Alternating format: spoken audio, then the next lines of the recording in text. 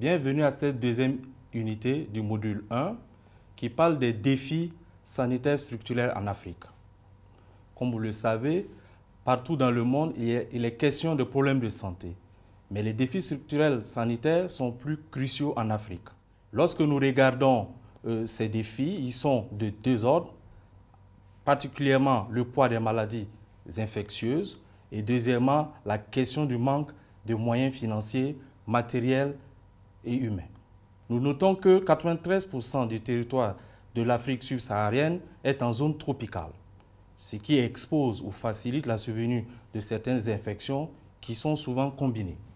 Pour ce qui concerne le poids des maladies infectieuses, et pour prendre quelques exemples, nous pouvons citer le paludisme avec 212 millions de cas par an, dont 90% de cas et 92% de décès en Afrique subsaharienne. Du reste, pour la tuberculose, par an, on a 10 millions de cas, dont 26% survenant en Afrique subsaharienne. Revenant aux défis en rapport avec le manque de matériel et donc le manque de moyens, nous notons que cela prend en compte surtout ce qui concerne, je l'avais déjà dit, le matériel, mais les médicaments associés aux consommables médicaux, mais surtout les ressources humaines, où nous notons une faible productivité des ressources humaines, due essentiellement à la faiblesse de la formation continue et du perfectionnement, mais aussi à la question de la gouvernance et aux conditions et charges de travail élevées. Et à côté de cela, nous avons le manque d'infrastructures, je dis bien d'infrastructures de qualité.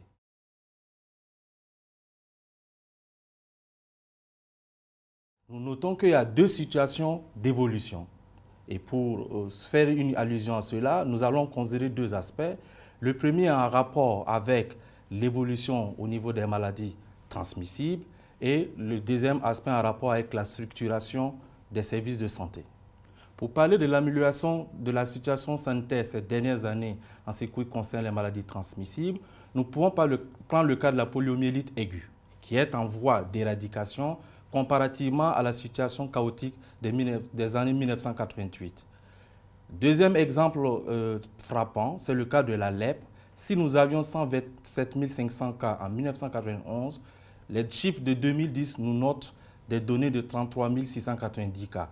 Aussi, l'onchocercose, avec la mise en place du programme de l'OMS dès 1974, a permis la destruction des gîtes larvaires presque dans tous les pays d'Afrique au Sub-Sahara.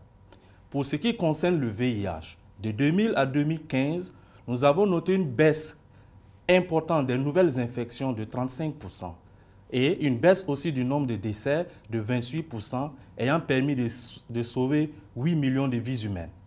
Et l'exemple dernier que nous pouvons citer, c'est le cas du paludisme, où on note véritablement une baisse de 42% de cas de paludisme, à côté des 66% de baisse en lien avec les décès. Revenons maintenant à la structuration des services de santé. En effet, dès le début des années 60, donc l'héritage colonial, il est ressorti que les gens se sont orientés dans nos services de santé à travers nos politiques plus sur les hôpitaux.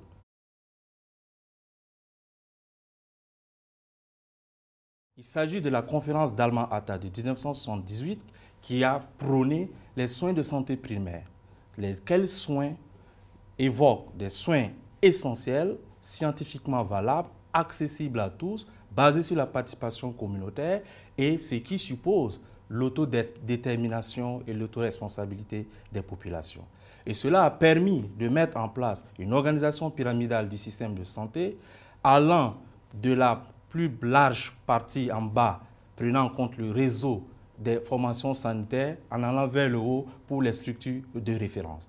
Et à partir de 1986 et 1987 pour l'Afrique, que ce soit Harare pour les pays anglophones et francophones pour l'initiative de Bamako, la mise en place du système de santé du district permettant de prendre grosso modo les 90% de problèmes de santé au niveau des formations sanitaires périphériques, donc du district, lesquels pouvant référer plus facilement au niveau des hôpitaux du district.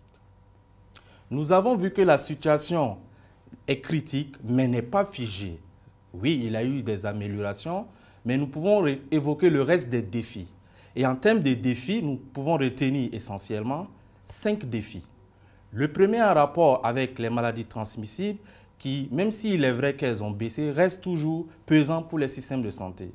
Un nouveau défi nous parvient désormais, c'est celui en hausse des maladies non transmissibles. En plus des deux défis qui sont accessibles à travers les actions de prévention en santé publique, nous pouvons ajouter les enjeux pour la santé de la mère et de l'enfant, la question de la qualité des soins et des services de santé, où les ressources humaines de santé ont une place de choix en termes de ressources de qualité et de disponibilité. Et enfin, nous pouvons évoquer le problème du coût de la santé, où les alternatives telles que l'assurance santé peuvent nous aider à rendre accessibles les soins de santé. Vous aurez remarqué que cette première semaine, nous avons fait un point sur les progrès et les défis donc, en Afrique, où nous avons pu montrer que la situation est critique mais pas figée et que les défis restants peuvent être pris en compte si nous considérons déjà les recherches faites ces 15 dernières années et que nous pouvons de ce pas voir ou entrevoir les progrès faits à travers les programmes et les projets que nous pouvons évaluer. Pour la suite du cours, nous allons, avant de vous présenter ces résultats tant positifs, négatifs ou qui restent à confirmer pour certains, nous allons vous présenter donc les outils en rapport ou la méthodologie en rapport avec ces évaluations d'impact pour vous permettre de mieux comprendre ce dont il s'agit.